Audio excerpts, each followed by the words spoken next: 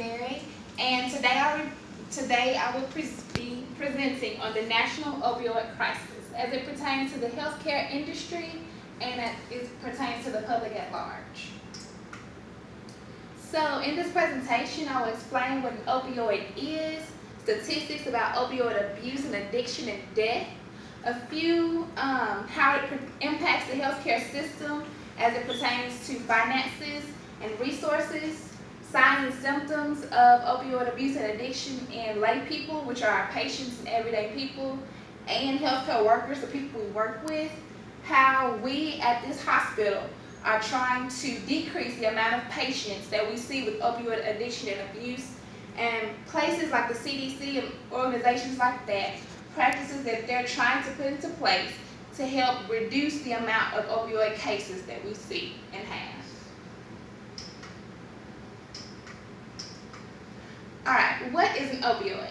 So an opioid is meant for pain relief, but many people misuse them and they steal them from family and friends to get that euphoric feeling of feeling happy and calm. Sometimes they sell them, and even our patients sometimes take more than what they're prescribed because sometimes they build up tolerance and they're just trying to relieve that pain. So we're trying to combat that issue, and that's what this presentation is about.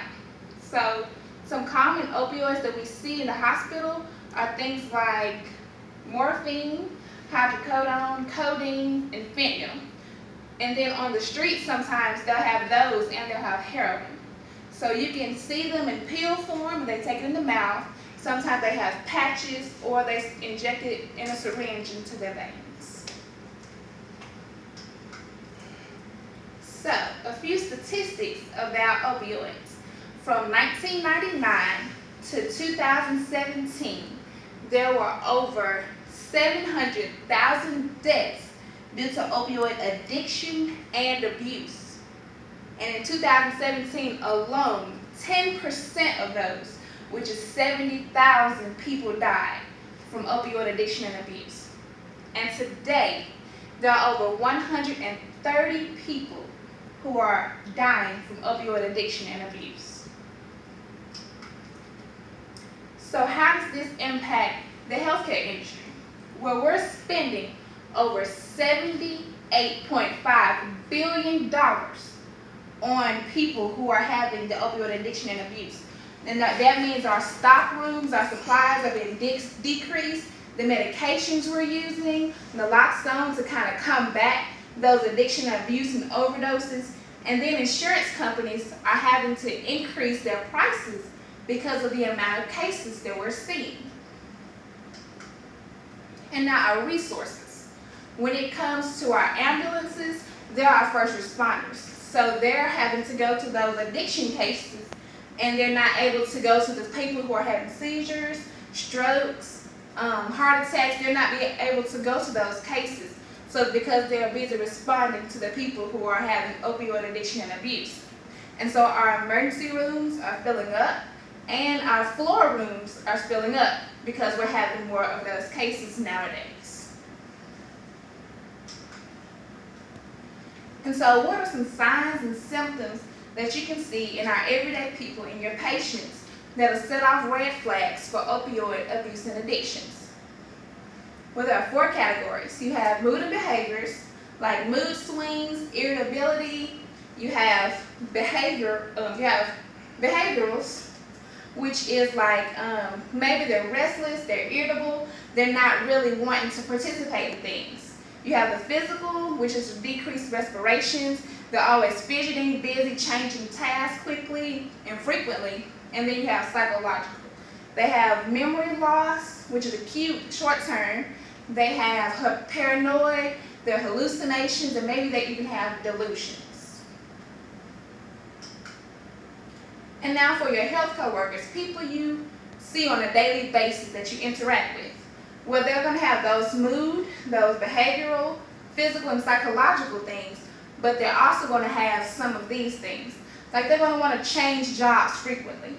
They're going to want to volunteer to pass your meds because, hey, that's more access they have to those pain medicines. And then they're going to be taking frequent restroom breaks, maybe unexplained absences, and they're going to they're gonna have some mischarting. Like maybe they said they gave an opioid, but you go and ask the patient because they just rang the call, like saying, hey, I need some pain medicine. And you go and you're like, well, your nurse said they just gave it to you. And they're like, no, I don't have any pain medicine. Well, you need to see if they're oriented, and then you need to see, hey, is this nurse actually giving their pain medicine? Because if this occurs in more patients that nurse interacts and has care for, then that's a red flag that, hey, something's not right. Now, this hospital, some of the ways that I see that we're trying to combat opioid abuse and addiction is by trying to see if there are some red flags that our patients or workers have that we can try to decrease.